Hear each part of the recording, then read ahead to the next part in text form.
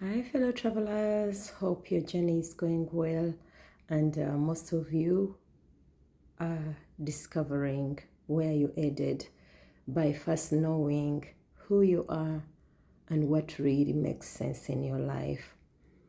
I promised whoever is checking on me and coming to my space to share every insight that comes to me and is improving my journey. So today I wanted to share with you the meaning of the wise builder who built on a stone that was firm and a foolish builder who built on sand. So those are symbologies, those are symbols to show you that when you are in life, when you're on earth, you have to realize what is the solid ground and what is a ground that is fleeting like sand. It was meaning the nature of the mind, the nature of the world, where the only constant is change. But who is the unchanging? That is your spirit, that is your soul. I have just realized that throughout my life, I've been taking orders.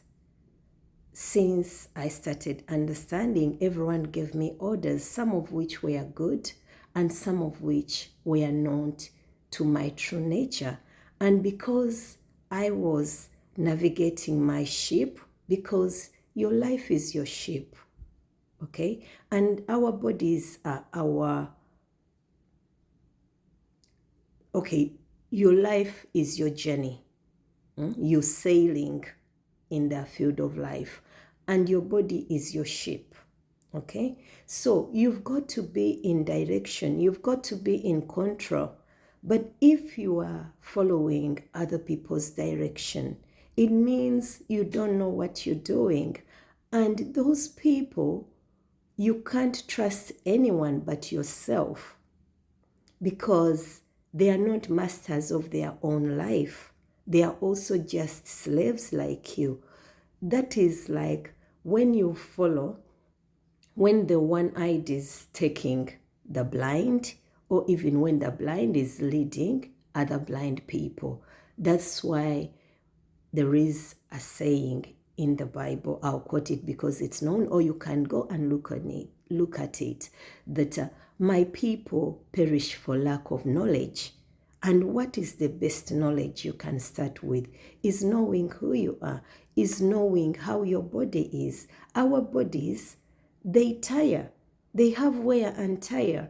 But if you use it as if you can replace it, then you come to discover that you will wear out your life force.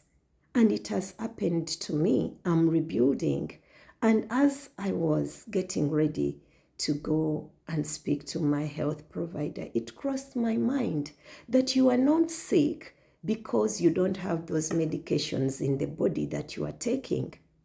No, you are sick because your body is diseased. It is not at ease. And how do we get there? Because of the different luggages we carry on, the different responsibilities. We keep our minds so busy looking here and there, and we live in fear. And when I say fear, I live it.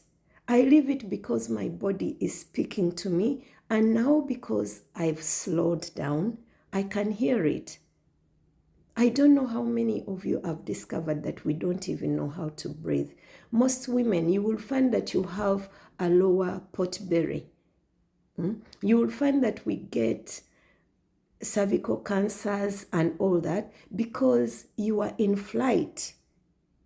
You are in a parasympathetic system. I don't know whether it is the parasympathetic or the but one of it is relax and heal. One of it is fight, flight, freeze. So whether I got the terminology, it doesn't matter, but you understand what I'm saying. One of the natures of the body is the adrenaline that our Creator put in us to run away when we were starting life, whereby everything was the same, when we had not yet developed the minds to build houses and fence them.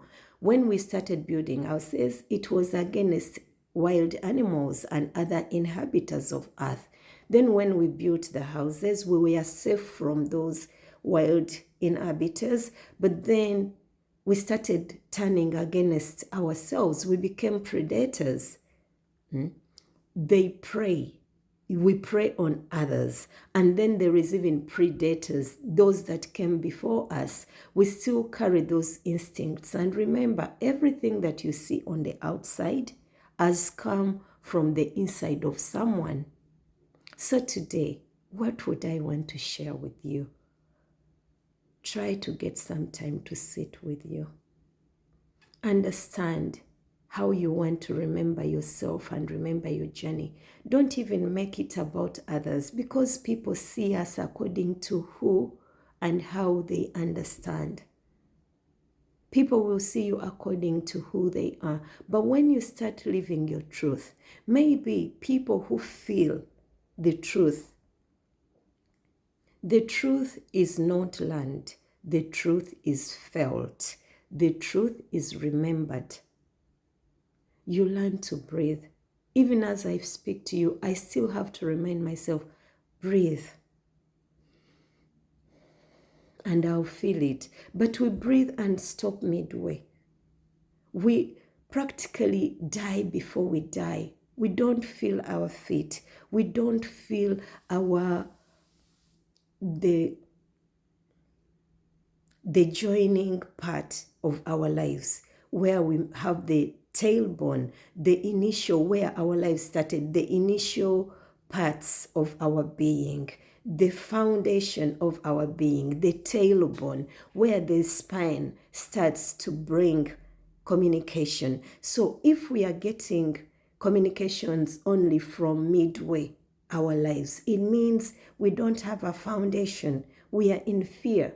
We actually are not whole. So may we all be able to relax a bit, because what will it benefit you to be the best at the job or at the role you play when you've actually not lived your own life, when you've not realized what is of importance and what's not? Everything means sense as long as you're here.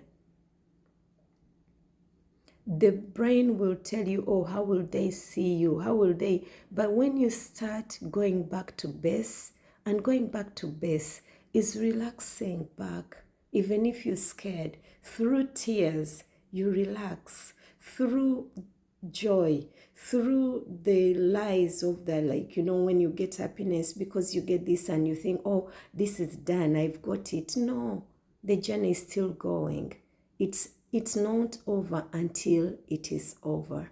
That is when you put down everything, including your body, which is our navigation system. You return it to Mother Earth, and then spirit goes back to join. But what spirit will you be putting to the consciousness? Because all those that have gone are in the space. Every time you are confused, more confused souls come down. Every time we start rediscovering and aligning ourselves, we call upon those souls that were aligned, that were peaceful. And peace can only come to you when you discover that it's just a journey. You're not here to be here forever. Having known that, you know what is of worth. What will you take with you? You take how you expressed to others. You will take the memories. But how do you take the memories? Take them as lessons. And whoever is willing to learn and become a better person, don't become bitter, become better. So build your house, your journey, build your dreams on that which is solid, which is your soul, which is your spirit. Find it, sit with it, and little by little you'll discover. It's going to be painful, because I am ready to face that pain. And because you are ready to do that journey, you're going to cut down on the circles of all those that will be judging you, that will be taking you back where you've been. And you can sit with yourself when it is like the body needs to release all the pain you've carried and tears are rolling down. Let them roll. Let it flow. Okay? May we be able to roll down.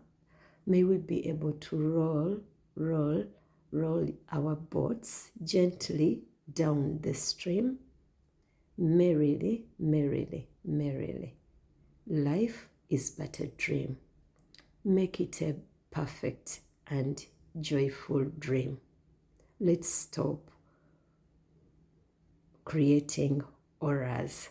That is what we've been programmed to do. When you know what you want, then the universe can come up and support you. When you don't know what you want, then you'll be taken on by the rulers of the world. And like anything that has been used without care, love, and kindness, you will be torn to tatters. So know who you are, know what is of meaning, and I'm telling you, Source is ever willing. Source is always with us. Grace is available, but we don't know how to tap it. And the only way to tap into grace is through surrender. Sometimes you don't have to keep saying, I don't know. Let your actions become, I don't know, by surrendering, because we are being done. There isn't much we can do. But when you surrender to that system that is inbuilt in you, that which was became the body in your mom's womb and then came out into the world when you were born or appeared, and you started growing because of the food you're eating, that which is in us is waiting for us. Let's return home, my dears. Let's return together. Much love and blessings.